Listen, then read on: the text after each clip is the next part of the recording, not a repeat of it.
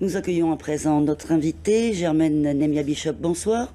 Bonsoir. Alors vous vous présentez sous l'étiquette Rassemblement autochtone et souveraineté partagée. Souveraineté partagée avec qui?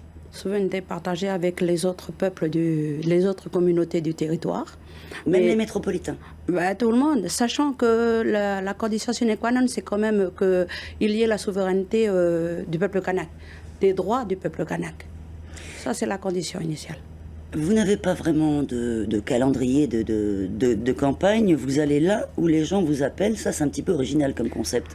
En fait, parce que nous ne sommes pas des politiciens tout d'abord, et deuxièmement parce que comme notre slogan, le rassemblement autochtone et souveraineté partagée, donc nous avons à cœur d'aller d'abord vers ceux qui sont les plus démunis, ceux qui sont concernés par la marginalisation, justement.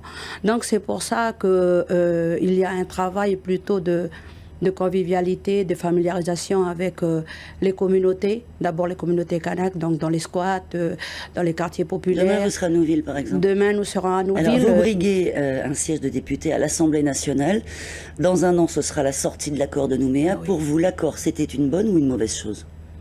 Je pense qu'avant d'aller vers un autre accord, il faut déjà faire un bilan de l'ancien accord. Un référendum? Non, quand il y a eu Nainville-les-Roches, ensuite l'accord de Matignon, je pense que c'est important de faire des bilans. Moi, je suis enseignante et je sais que le bilan, c'est ce qui nous permet de voir comment on va continuer le travail. L'accord de Nouméa, il a ses faiblesses comme il a aussi ses avantages. Mais voilà, le problème, je pense que c'est un problème beaucoup plus de la Constitution française parce que il y a toujours un décalage entre le texte et le contexte.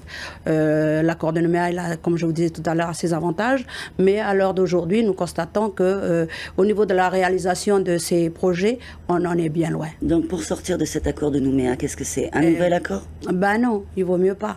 Il faut voir, nous on propose l'application de la déclaration des droits du peuple autochtone parce que l'accord de Nouméa, il met le kanak au centre du dispositif. Or, après plus de 30 ans d'accord, nous constatons qu'il n'en est rien du tout de la formation des cadres, du rééquilibrage et même de la prise en compte de notre population marginalisée, particulièrement de la jeunesse. Donc, il n'est pas question pour nous de passer à un autre accord. Il y a quand même eu pas mal de progrès de fait depuis. Les progrès depuis sont du domaine structurel. On a mis des structures, on a créé des services, mais ce sont des services qui ne prennent pas en compte réellement les besoins de la petite population et surtout, il n'y a pas d'impact. Concernant, par exemple, là on lisait tout à l'heure sur l'article, le point 3 du préambule qui parle de restituer les mémoires, tout ça, on parle de l'identité confisquée. Aujourd'hui, on n'en voit pas. Les établissements scolaires continuent à raconter l'histoire de la France.